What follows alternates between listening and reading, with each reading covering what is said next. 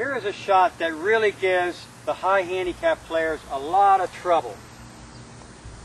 When you have to go over a hazard or a sand trap such as this, out of the rough, this sand trap is probably at least 25 yards. And then I've got another 25 or 30 yards to the pin.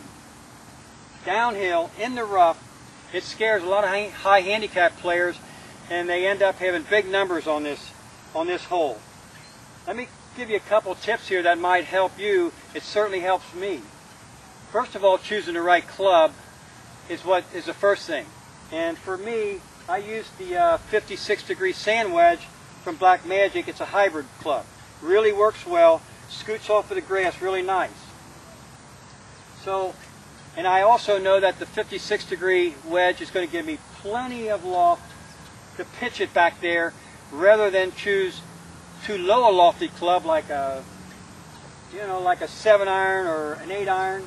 That's too low lofted, and you end up chipping it probably into the bank there. So choosing the right club is number one.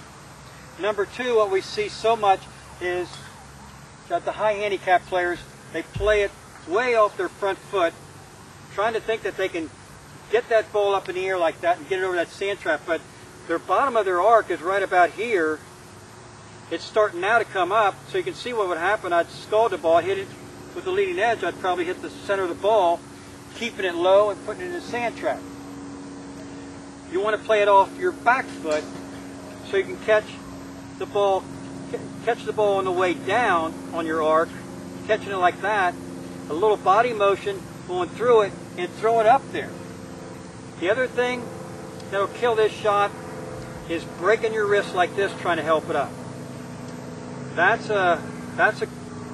something that you see quite often with a lot of new players. They try to help it up like that. This left wrist needs to stay very firm. As you can see, I want that club to come into it like that with its left wrist there and following it through like that. The club head is not passing me up. If the club head passes me up, I'm going to put a lot more loft on it and change the angle. There's a lot of bad things can happen. So choose to pitch this ball back there rather than chip it with too low a lofted club, and play it back off your stance, off your right foot.